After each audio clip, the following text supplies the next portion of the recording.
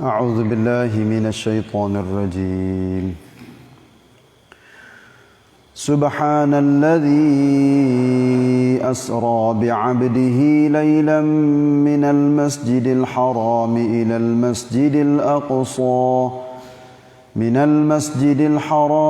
المسجد الأقصى الذي باركنا حوله لنريه من آياتنا إنه هو السميع البصير.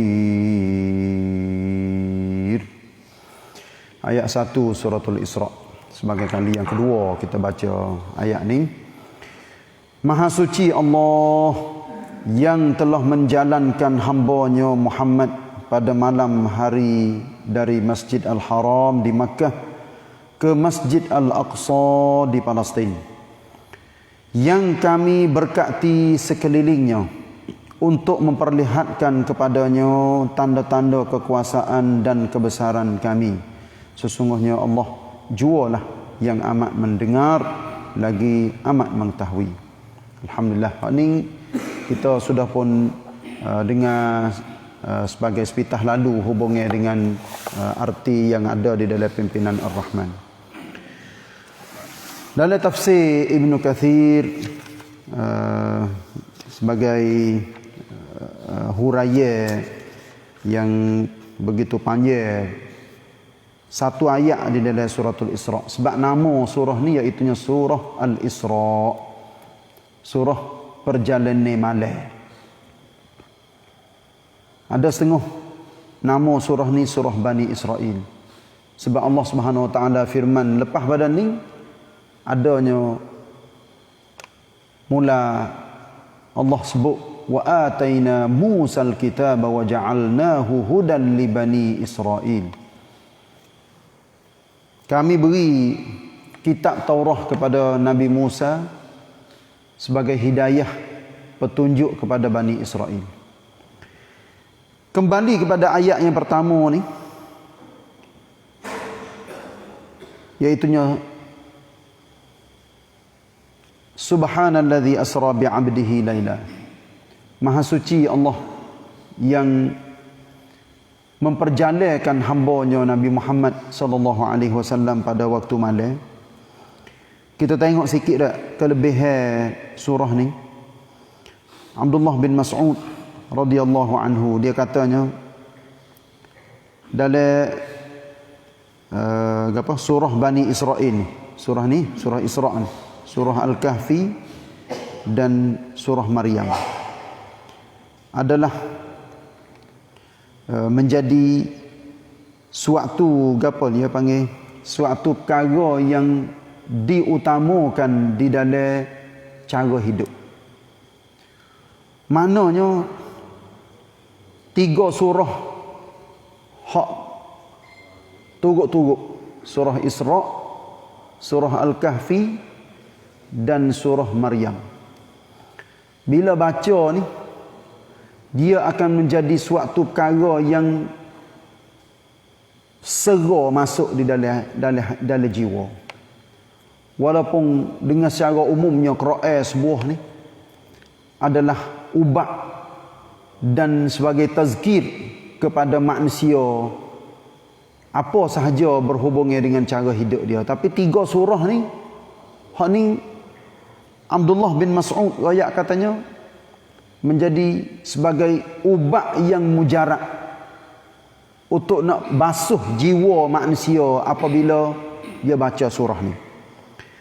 Dan begitu juga berkata Aisyah radhiyallahu anha, dia katanya Rasulullah sallallahu alaihi wasallam selalunya baca tiap-tiap malam surah Al-Isra dan surah Az-Zumar. Alhamdulillah. Ini boleh katakan fadilat yang Nabi selalu baca untuk apa? Tazkir, nak jadi setiap perkara yang ada di dalam dua surah ni boleh meresap dalam jiwa Nabi. Lepas tu memang benar apabila kita baca dua surah ni, iaitu surah Isra dan surah Az-Zumar. Banyaknya perkara-perkara yang Allah Ta'ala cerita hubungi dengan keadaan manusia di dunia ni, sikit-sikitnya, tapi di akhirat banyak. Terutamanya ada surah Az-Zumar yang Allah cerita kejadian manusia sejak daripada awal, lepas tu kanton dia sampai ke akhirat. Masya Allah, sampai kau duduk di dalam syurga. Sebab itulah kalau kita sebut dalam surah Al-Isra ni, Allah Ta'ala suruh kita duduk di dalam lingkungi agama. Jangan bazir, jangan bunuh manusia, jangan bunuh anak, jangan hampir zina, jimat ceremat. Ada. Banyak lagi dah hubungnya dengan adab-adab. Mari belum pada tu, jangan diraka kepada mak pak. Jangan kata walaupun Sebaliknya kena berdoa kepada ibu bapa. Kena pelihara dia, cara kepada dia waktu dia tua. Mari lepas pada tu pula Allah Ta'ala royak hubungnya dengan orang-orang yang menetai Nabi SAW. Royak kepada Nabi, kami tidak akan berimej dengan kamu, hei Muhammad, sehingga kamu bawa gedong-gedong kekayaan mari duduk di depan kami. Padai pasir jadi sungai, jadi kebun, dan benda-benda hak kami nak jadi belaka, barulah kami nak berimej dengan hei Muhammad. Tuhan royak suruh Nabi jawab kepada puak-puak ni, aku hanya manusia biasa, tetapi aku dilatih sebagai rasul. Aku siapa nak terima, siapa tak terima, aku tak ada paksa. Dalam suratul Isra juga Allah pesan kepada kita hubungnya dengan semaya tahajud dan semaya 5 waktu. Aqimis salata liduluki syams ila ghasaqil lail wa qur'an al-fajr inna qur'an al-fajri kana mashhuda. Ini ayat katanya Nabi ni selalunya baca, dia duduk dengan Quran sokmo Nabi. Hari-hari dia tu boleh katakan siang malam, bangun tidur, nak tidur, semua duduk dengan Quran. Zikir kepada Allah Ta'ala sokmo. Hak ni dah Siti Aisyah rakyat katanya, Nabi ni ingat kepada Allah setiap masa, setiap tempat. Kecuali tempat hak tak boleh zikir, hak tu Nabi tak ada sebut lah. Dalam jambai dan sebagainya, hak tu tak boleh sebut nama Allah. Tapi selain daripada tu, boleh katakan hati Nabi ni terikat sokmo dengan Allah. Tengok siapa kan nak tidur pun Nabi baca suratul Isra dan surah Az-Zumar. Kalau capur dua surah ni hampir 200 ayat. Surah Isra 100 sebelah ayat. Surah Az-Zumar lebih kurang 80 ayat. Saya tak ingat berapa ayat. Tapi ini ayat katanya kalau campur dua tu hampir 200 ayat. Kalau kita baca, Masya Allah, boleh jadi kalau setengah je tu lebih juga. Lepas cuba kita gambar Nabi baca. Lepas ada tu alhamdulillah yasipan nak tidur. Orang apabila duduk dengan Quran sokmo, hidup dia akan bersih. Jiwa dia akan tenang dan cara hidup dia pun alhamdulillah molek. Dia tak ada nak pergi buat dosa, nak pergi karuk, nak pergi buat benda-benda tak molek dan sebagainya. Apatah lagi dalam surah Al-Isra pada ayat yang pertama ni, Ibnu Kathir royak panjang wak mari hadis hubungnya dengan peristiwa Isra dan Mi'raj. Sebab apa tu? Boleh wak mari panjang. Nak ayat katanya pentingnya Isra dan Mi'raj kepada Nabi dan umat Islam sampai hari kiamat. Sebab Nabi dia pergi terima semaya. Tak ada kira siapa kecek, siapa royak. Cerita Isra' Mi'raj, dia kena sakut dengan semaya. Walaupun cerita-cerita dongeng dibubuh di dalam peristiwa masa Isra', dok gi royak gotu goni. Kadang-kadang wallahu alam lah tak ada di dalam hadis sahih. Tapi ambil cerita-cerita Israiliyat dia panggil. Cerita-cerita hak orang Bani Israel royak, lepas tu gi bubuh di dalam kitab-kitab, menyebabkan apabila orang royak, orang cerita, orang bagi Isra' Mi'raj ni, saya ada ingat masa budak-budak dulu. Orang royak katanya peristiwa Isra' Mi'raj ni kena bacanya pada 27 Rajab. Lepas tu bacanya seminggu. Nak kali lepas mengorek sampai Isya, seminggu royak. Nabi wak gotu, orang dengar acik telengok. Balik dengar. Baba duk royak baca so. Lepas tu dalam kitab-kitab pula duk royak masa Nabi naik langit. Langit yang pertama besi, langit yang kedua temaga, langit yang ketiga mah, langit yang keempat perak.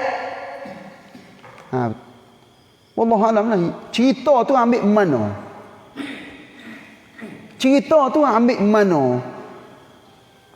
Katanya mah, temaga, perak. Padahal Nabi tak ada royak.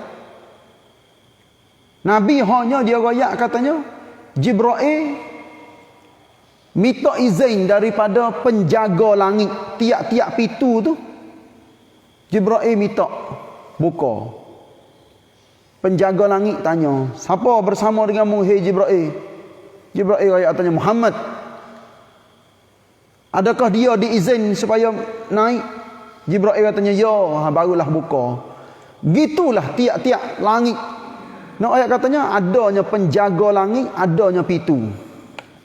Pas kita pun duk baca sama wa futihatis samaa'u fakanat abwaba. Nah, duk baca sama. Bermaknanya langit ni ada pintu. Dibukakan langit kerana ia adalah adanya pintu langit. Alhamdulillah. Jadi peristiwanya panjang. Saya berasa dalam sehari dua ni masih lagi ada di dalam ayat yang pertama dalam suratul Isra'. Sebab apa? Sebab pentingnya Allah Ta'ala royak yang pertama sekali hubungnya dengan Nabi itu sendiri. Orang pakat duk bincang panjang di dalam kitab ni hubungnya dengan Nabi Isra' Mi'raj ni. Adakah dengan tubuh dia ke dia tidur? Roh saja duk gi. Ni satu perbahasan yang sangat panjang. Tapi Ahlus Sunnah wal Jamaah pegang katanya Nabi SAW Isra' dan Mi'raj dengan tubuh dan roh dia. Maknanya tuaton Nabi. Bukan katanya Nabi duk tidur, lepas tu roh dia duk gi naik sampai atas sana, klik mari ke Mekah semula. Tak. Ini satu bahasa yang panjang. Yang kedua, Nabi sendiri apabila Isra' Mi'raj berlaku ni, iaitunya berlaku di antara dua masjid. Iaitunya Al-Masjidul Haram dengan Al-Masjidul Aqsa. Ini menunjukkan bahawa ada hubung kait di antara dua masjid itu. Lepas tu penting bagi orang-orang Islam sampai hari kiamat. Alhamdulillah. Nabi pun sebut tidak boleh apa? Kita mengagungkan masjid-masjid di atas muka bumi kecuali 3 buah masjid. Al-Masjidul Haram, Masjid aku dan Masjid Al-Aqsa. Tu. Tu hak jelas-jelas. Hubung kait kita, hati kita pun memang ada dengan Al-Masjidil Al-Aqsa di bumi Palestin pada sekarang ini. Yang ketiga, linuriyahu min ayatina. Untuk kami memperlihatkan kebesaran kami kepada Nabi Muhammad sallallahu alaihi wasallam. Alangkan maha secan benda-benda yang manusia biasa tamada tak boleh tengok. Tapi Allah Taala boleh tengok kepada Nabi. Sehingga Nabi ayat katanya, aku diperlihatkan syurga dan neraka. Nabi tengok dah. Lepas tu dalam peristiwa Isra' Mi'raj ni lah, kalau lah ada kait hanya hubungnya dengan go ni, saya ingin akhir dua perkara untuk pagi hari ni tak? Bilal yang Nabi dengar selipar dia jalan di dalam syurga. Dan yang kedua, Nabi tengok neraka, orang tino banyak duduk dalam neraka. Nabi dengar suara selipar Bilal jalan di dalam syurga, peh. Supaya kita cek motor buruk orang. Dan kita cek motor buruk orang, lalu depan tepi rumah kita menjalar tu, motor Pak Allah tu, kucek tu.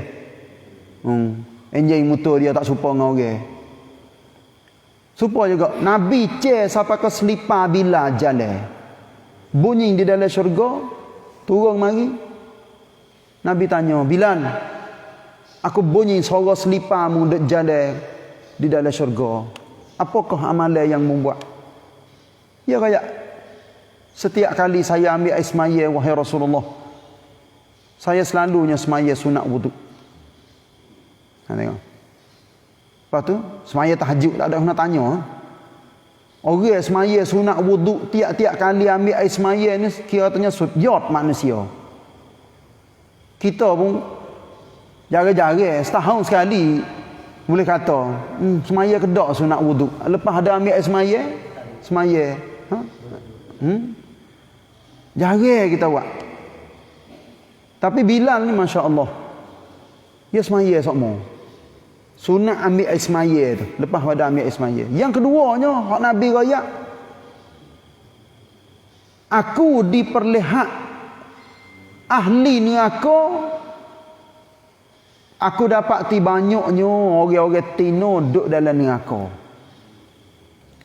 Tengok duduk dalam syurga tu banyaknya orang fakir, orang miskin. Tapi penduduk neraka ni banyaknya orang tino daripada orang jatuh. Orang tanya Nabi, apa boleh ramai orang tino? Kafir kau lagu mana? Nabi raya tu hak kafir tu hak cerak-cerak dah. Nah, manusia semua atas muka dunia ni, ya begitulah, ada Islam, ada kafir. Lepas tu, macam nun orang tino pun memang hak sebenar, hakikat yang sebenar pada hari ni. Orang tino ramai daripada orang jatuh. Tapi kena masuk di dalam neraka tu sebab apa? Yakfurnal ashir. Nabi ayat katanya orang tino ni kebanyakan tak terima kasih kepada tok lelaki dia. Durhaka kepada tok lelaki, kecek kasar. Tu. Wallahu alam lah ni kira katanya kena giprap. Tak sanak khatik orang-orang tino, orang-orang perempuan. Lepas tu orang jatuh pula hak jadi tok lelaki jangan buat puca we jadi bini deraka kepada dia. Lepas tu bini pula kena faham molek. Nah, pada diri dia nak deraka ke tok lelaki pun tak boleh.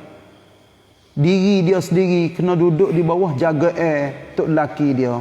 Perintah Allah dia kena taat, kena patuh. Lepas tu jaga moleknya aurat tubuh badan dia. Tak ada kira ni bini siapa, anak siapa, cucu siapa, tak ada kira. Kena jaga molek aurat. Jangan buka, jangan jangan pakai ketak, jangan pakai sisan, jangan pakai boge-boge seksi. Kalau kita tengok pada hari ni, Masya Allah, orang-orang tino teruk. Ni kita kena pakat beki. itulah lebih kurang apa yang saya sebut pada hari ini. Mudah-mudahan insya-Allah akan menjadi faedah kepada kita semua. Nah, muqaddimah suratul Isra dan ayat yang pertama. Tak habis lagi dah. Banyak lagi hubungnya dengan ayat yang pertama di dalam suratul Isra.